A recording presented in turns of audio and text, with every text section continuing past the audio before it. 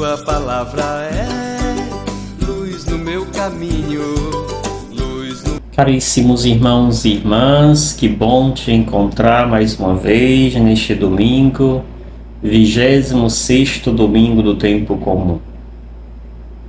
Mais uma vez vos convido a se inscrever no canal Sopro de Esperança do Padre Gildenor, se ainda não é inscrito, convidar seus amigos compartilhando esse nosso conteúdo, para que também se inscrevam, deixando seu like e seu comentário, e assim a gente poder chegar a mais pessoas, a mais lares, levando a palavra de Deus neste mês que começamos, que é o mês missionário.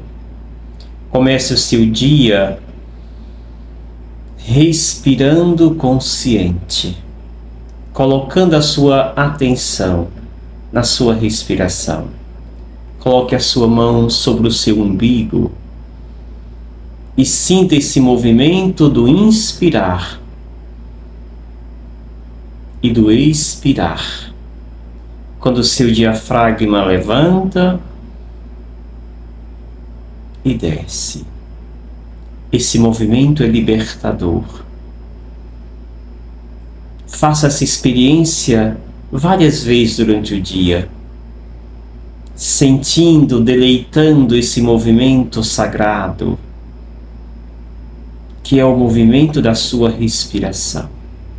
É o hálito da vida, é a vibração do amor em você. Por isso, seja um testemunha desta vibração do amor, desta vibração de Deus em ti. A respiração consciente libera nossas toxinas, libera nossas energias, faz com que tudo aquilo que está retido em nosso corpo seja liberado. Depressão, ansiedade é fruto de uma retenção emocional. E quando você respira consciente, a respiração estando aqui no seu umbigo, no diafragma, esta respiração libera e te oxigena novamente. Façamos isto e você verá que a sua vida se torna bem mais leve e agradável. Meditemos a palavra de Deus neste domingo e começamos com a leitura primeira do livro de Ezequiel, no capítulo 18, versículos 25 ao 28. E nos fala de um convite todo especial, para que olhemos para a nossa vida pessoal, para que a partir desta minha vida pessoal venha contribuir com o coletivo. Não é possível termos um coletivo saudável, uma comunidade saudável, se a nossa vida individual não esteja saudável. Por isso, a pergunta que começa o texto é a minha conduta que não é correta, ou antes é a vossa conduta que não é correta? E aí, o autor apresenta alguns exemplos, dois em especial, quando diz: quando um justo se desvia da justiça, pratica o mal e morre, é por causa do mal que ele morre. Depois, quando o ímpio se arrepende da maldade que praticou e observa o direito e a justiça, conserva a própria vida. O foco desse texto e a atenção dele nos faz voltar para o arrepender. Arrepender-se aparece dois momentos. Arrepende da maldade, arrependendo-se de todos os teus pecados. O fruto de quem se arrepende é a vida, é o amor, é o perdão.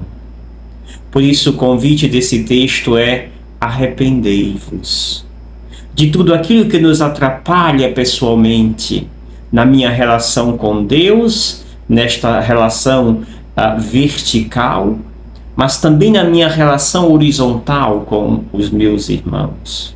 É arrependendo-se que nós ganhamos a vida.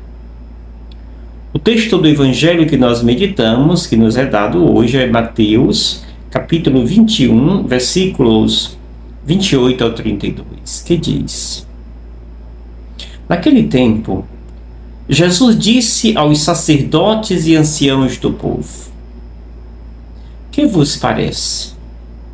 Um homem tinha 2 filhos. Dirigindo-se ao primeiro, ele disse: Filho, vai trabalhar na minha vinha. O filho respondeu: Não quero. Mas depois mudou de opinião e foi. O pai dirigiu-se ao outro filho e disse a mesma coisa. Este respondeu: Sim, sim, senhor, eu vou. Mas não foi. Qual dos 2 fez a vontade do pai? Os sumos sacerdotes e os anciãos do povo responderam: O primeiro.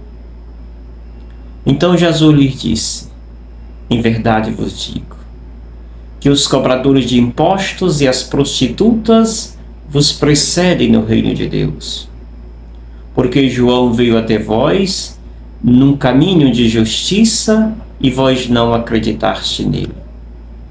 Ao contrário, os cobradores de impostos e as prostitutas creram nele. Vós, porém, mesmo vendo isso, não vos arrependestes para crer nele. Palavra da salvação. Glória a vós, Senhor. Estimados irmãos e irmãs, o tema do Evangelho é também semelhante da leitura primeira. O convite de Jesus é reconciliar-nos conosco para estar bem com a comunidade. A atenção é para a minha vida pessoal e esta vida pessoal corresponderá para a vida comunitária. E esse texto, como nós conhecemos, Jesus ele vai, esta pequena parábola é seguida de mais 2. Esta aqui é própria de Mateus, as 2 outras estão nos outros sinóticos. E aqui começa essas 3 parábolas, né? Hoje a primeira. Mateus começa com esta desses 2 filhos, do pai e do pai. E ele nos traz então questionamentos muito interessantes e importantes para a nossa vida.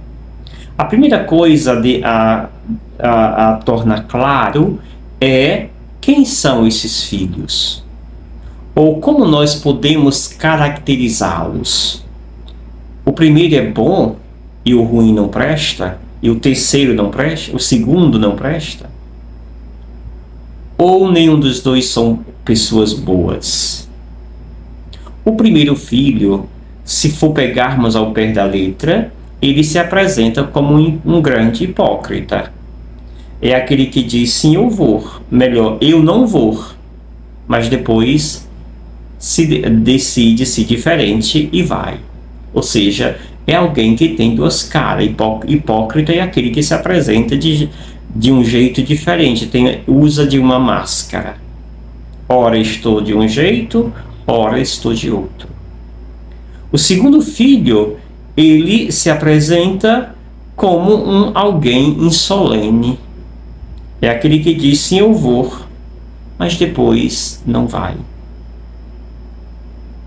Amados irmãos e irmãs, dentro desses critérios, nós não nos integraríamos a nenhum desses filhos, se fôssemos pegar ao pé da letra.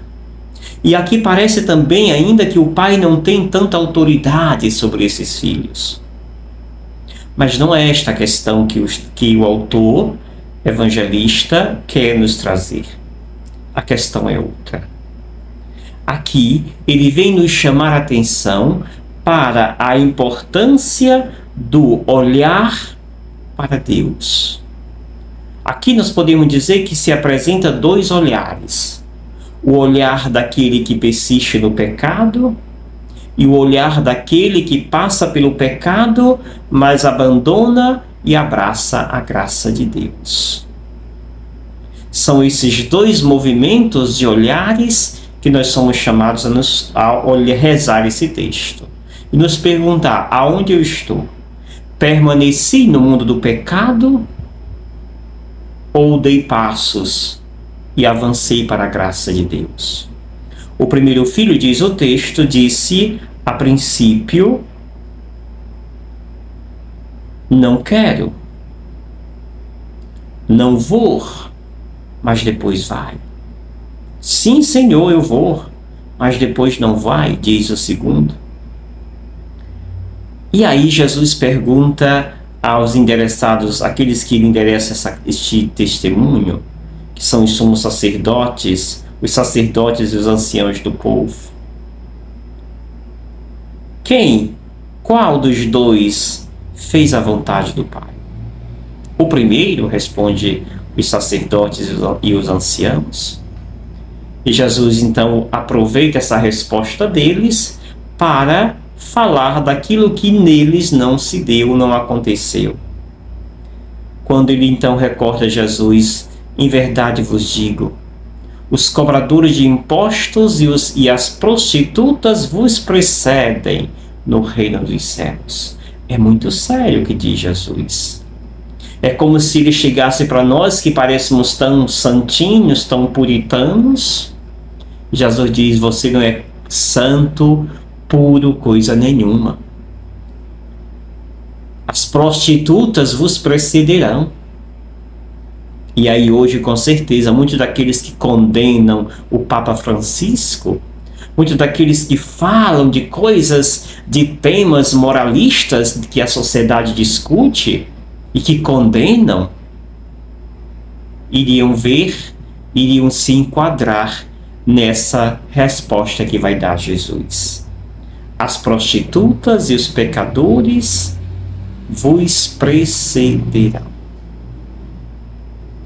Jesus está dizendo: a vida que vocês dizem que é corretinha, não é correta coisa nenhuma. Porque vocês vivem de aparência e não daquilo que o Evangelho vos ensina e vos prega. É preciso que nós, diz Jesus aqui no texto, que vivamos não de aparência, não de hipocrisia, mas das ações de fato que Deus nos transmitiu. Por isso, diz ele, lembra ainda: João veio até vocês num caminho de justiça, mas vocês não acreditaram nele. Ao contrário, os cobradores de impostos e as prostitutas creram nele, vocês não. Vós, porém, mesmo vendo isso, não vos arrependestes para crer. Sim. Precisamos passar por esse caminho de provação. E aqui esse filho mais novo, esse primeiro filho, ele diz: não quero, mas depois muda de opinião. A grandeza do homem não é simplesmente pecar, ou melhor, não é simplesmente viver a santidade desde quando nasceu, que é impossível. A grandeza do homem está em reconhecer o pecado, abandoná-lo, não com suas forças, porque não temos, mas pela graça que advém de Deus. E assim abandonar aquele pecado em vista da graça de Deus. O grande equívoco e erro dos anciãos e sacerdotes foi que eles estavam cegos. E mesmo praticando coisas que não agradavam a Deus, achavam que eram as pessoas mais santas do mundo. Cuidemos da nossa fé.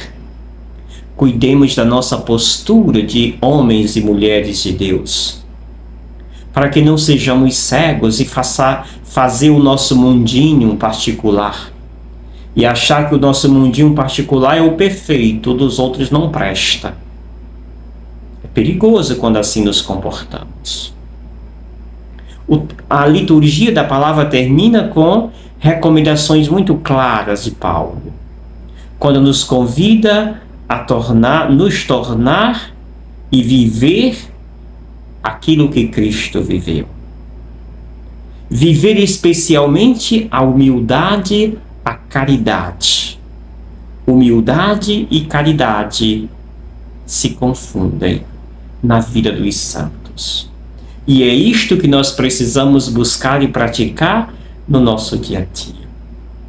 Jesus, mesmo sendo Deus, não fez desta condição uma usurpação, mas humilhou-se, rebaixou-se, tornando-se um de nós, obediente até a cruz. Por esse motivo, Deus, vendo a obediência a quem-nos de Jesus, o eleva acima de todo nome. E por isso agora, todo joelho se dobrará e adorará Jesus Cristo como Senhor e Mestre da nossa vida. Vivamos com zelo a nossa fé. Nos confiemos inteiramente a Deus. Caminhemos sempre com humildade, porque na humildade que Deus se revela em nossas ações. E eu te abençoo, em nome do Pai, do Filho e do Espírito Santo. Amém. Gratidão. Obrigado, Senhor, porque és meu amigo.